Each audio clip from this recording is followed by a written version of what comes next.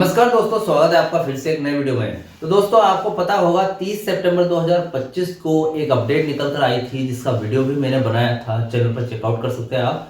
जहां पर मैंने बताया था आपको कि जो आपकी आईडीए दर है वो 227.1% से बढ़ के 6.2% बढ़ के 233.3% हो गई है। ठीक है, उसके बाद हाल ही में एक अपडेट निकल कर आई है, जहां पर जो आपके आईडीए दर है वो 224.2% से बढ़ के 228.5% हो गई है। ठीक है, अब यहाँ पर दोनों खबर का क्या मामला है, और पहले 233.3% हो गई थी, तो अब उसको 228.5% क्यों कर दिया गया है, या फिर दोनों अपडेट कौन कौन सी तारीख से रिलेटेड है, इस अपडेट का बीएसएनएल कर्मचारियों पर या फिर बीएसएनएल पेंशनर्स पर क्या असर पड़ेगा, आज इस वीडियो में हम जानेंगे। चैनल पर नए हो तो सब्सक्राइब करें। मेरा नाम है सुनील विश्वकर्मा। जानकारी यूजफुल लगे तो लाइक करके जरूर जाना।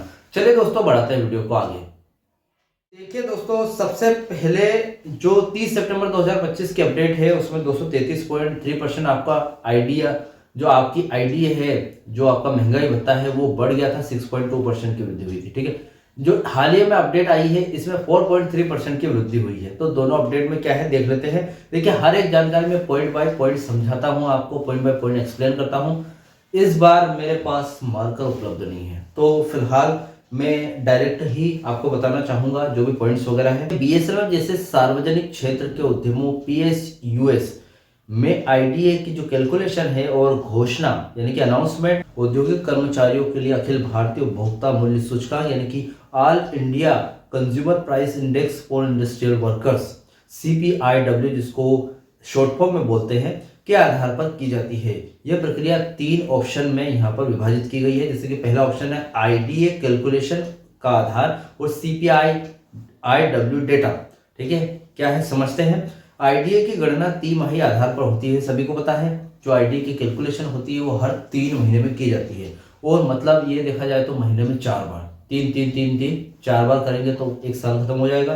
तो साल भर में 4 बार आईडीए की कैलकुलेशन होती है। ठीक है, मतलब अनाउंसमेंट। ये जो दर है 1 जनवरी, 1 अप्रैल, 1 जुलाई और 1 अक्टूबर को प्रभावी होती है हमेशा। ठीक है, मतलब ये जो दर है ये प्रभावी रूप से कब आपके खाते में आएगी, ये 1 जनवरी को आएगी, 1 अप्रैल, 1 जुलाई और 1 अक्टूबर तक आती है। ठीक है, अब हर तिमाही के लिए आईडीए की कैलकुलेशन पिछले 3 महीनों के सीपीआईडब्ल्यू आंकड़ों के औसत के आधार पर की जाती है। ठीक है, मतलब हर महीने, हर 3 महीने में आपके आईडीए की कैलकुलेशन होती है, और ये किस आधार पर की जाती है, पिछले 3 महीनों में कितना आईडीए मिला था उस आधार पर की जाती है। ठीक है, यह कैलकुलेशन लोक उद्यम विभाग department of public enterprises DPE द्वारा की जाती है, और डीपीई ही वृद्धि की घोषणा करता है। मतलब जो भी अनाउंसमेंट करता है कि कितना दर बढ़ी है आपकी, वो डीपीई करता है। ठीक है, अब हमारा फर्स्ट पॉइंट क्लियर हो चुका है कि सीपीआई जो डेटा है, सीपीआईडब्ल्यू जो डेटा है वो क्या है। इसके बाद सेकंड पॉइंट आता है, ये जो अपडेट है पहले 30 सितंबर 2025 की अपडेट, उसके बाद हालिया की जो अपडेट है, ये दोनों अपडेट अलग अलग है। ठीक है, और इसमें अंतर क्या है वो भी जान लेते हैं। ठीक है, आप ये जो अपडेट है अलग अलग आईडीए दर है, क्योंकि वे आईडीए वृद्धि चक्र के अलग अलग बिंदुओं पर लागू होती है। ठीक है, अब देखिए यहाँ पर ये जो दर है यहाँ पर बताई गई है 228.5%। ठीक है, और 233.3%। ठीक है, जो वृद्धि हुई है, एक में 4.3% की, एक में 6.2% की वृद्धि। दोनों जो अपडेट्स है वो अलग अलग माह में दी गई है। ठीक है, एक पुरानी है तो एक नई है। ठीक है, देख लेते हैं नई कौन है, पुरानी कौन है। देखिए, आपके पास एक चार्ट निकल कर आएगा, जहां पर पहले 30 सितंबर की जो अपडेट आई थी 233.3%, जहां पर आपका आईडीए 6.2% वृद्धि के साथ बढ़ा था। ये जो है 1 अक्टूबर 2025 की नवीनतम दर है। ठीक है, जो अभी फिलहाल लागू नहीं हुई, 1 अक्टूबर 2025 को हाल ही में लागू हुई है। ठीक है, ये अक्टूबर, नवंबर और दिसंबर की दर है, जो आपको आगे मिलने भी वाली है और मिल भी गई है अक्टूबर से। ठीक है, तो ये जो दर है जुलाई, अगस्त और सितंबर 2025 सीपीआईडब्ल्यू के औसत अंकों का औसत है। ठीक है, जो आपको जुलाई, अगस्त और सितंबर के टाइम पे जो दर मिली थी उसके आधार पर ये निकली गई है। मतलब लास्ट सितंबर के महीने में अगर हम देखें तो 227.1% आपकी दर थी पुरानी, और ये 6.2% बढ़ के 233.3% हो गई है। ठीक है, अब यह दर हाल ही में डीपीई द्वारा घोषित की गई है, या भविष्य की सबसे ताजा दर है जो अभी हाल ही में लागू हुई है। ठीक है, यह वह दर है जो अक्टूबर, नवंबर और दिसंबर 2025 वेतन के लिए इस्तेमाल की जाएगी। अब अक्टूबर का महीना निकल चुका है, नवंबर चल रहा है, मतलब ये दर आई होप आपके खाते में आ गई होगी प्रभावी रूप से। अब यहाँ पर सेकेंड अपडेट, जो दूसरा अपडेट था 228.5% हाल ही में अपडेट निकल कर आया है, जो पिछली दर का भुगतान है जो अभी तक नहीं हुआ है।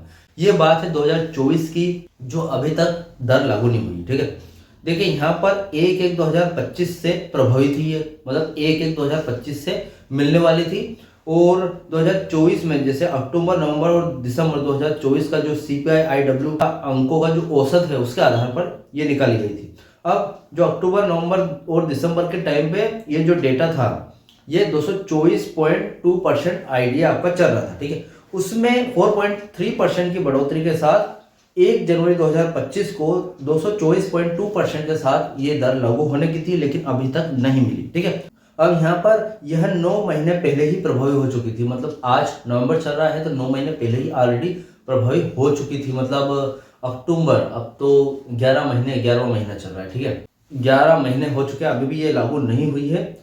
तो फिलहाल देखा जाए तो 9 महीने, 11 महीने पहले ही ये लागू हो चुकी थी, लेकिन अभी तक इसका जो दर है वो प्रभावी रूप से आपके खाते में उसका पैसा अभी तक नहीं आया है, उसकी पेमेंट नहीं डली है। BSNL की यह खबर और कारपोरेट ऑफिस का जो लेटर है इस दर के भुगतान की स्वीकृति के बारे में था, मतलब मतलब एक्सेप्ट हो गया है, स्वीकार हो गया है, जारी हो गया है, लेकिन नहीं मिली। ठीक है, चूंकि BSNL को अक्सर DPE की अनाउंसमेंट को लागू करने में समय लगता है, इसलिए 9 महीने बाद सितंबर 2025 के इसके भुगतान का आदेश जारी हुआ है। ठीक है, अब 9 महीने हो चुके हैं, 10 महीने हो चुके हैं।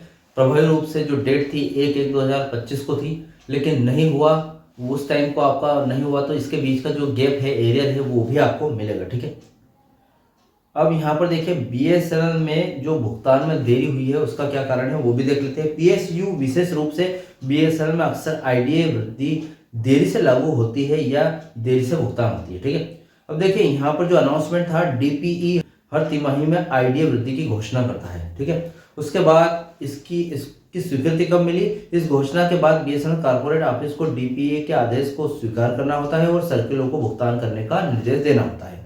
इस प्रक्रिया में अक्सर कुछ हफ्तों से लेकर कुछ महीनों का भी समय लग सकता है, एरियर भी मिलेगा।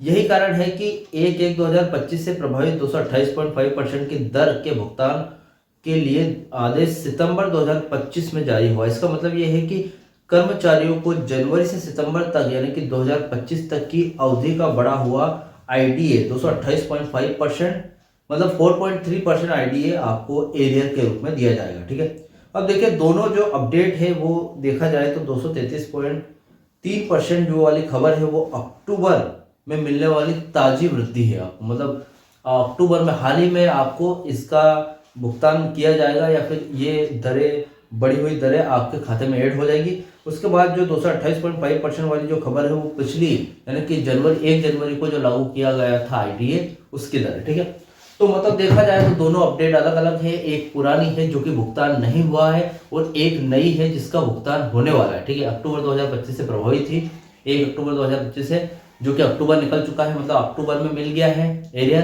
233.3% का। उसके बाद यहाँ पर नवंबर भी मिल रहा होगा, या फिर लास्ट में एंडिंग में यहाँ पर हो जाएगा, ऐड हो जाएगा आपके खाते में। उसके बाद दिसंबर में जो रहेगा दिसंबर वो भी हो जाएगा। उसके बाद जनवरी से फिर से आपकी आईडीए दर बढ़ जाएगी, या फिर हो सकता है कि थर्ड ईयर से लागू हो जाए तो भी इसका फर्क पड़ सकता है। तो फिलहाल ये अपडेट थी। इस अपडेट से रिलेटेड कोई भी डाउट, क्वेश्चन वगैरह तो मुझे कमेंट बॉक्स में कमेंट कर सकता है। वीडियो अच्छा लगा तो वीडियो को लाइक, कमेंट, शेयर जरूर करें। मिलते हैं दोस्तों नेक्स्ट वीडियो में।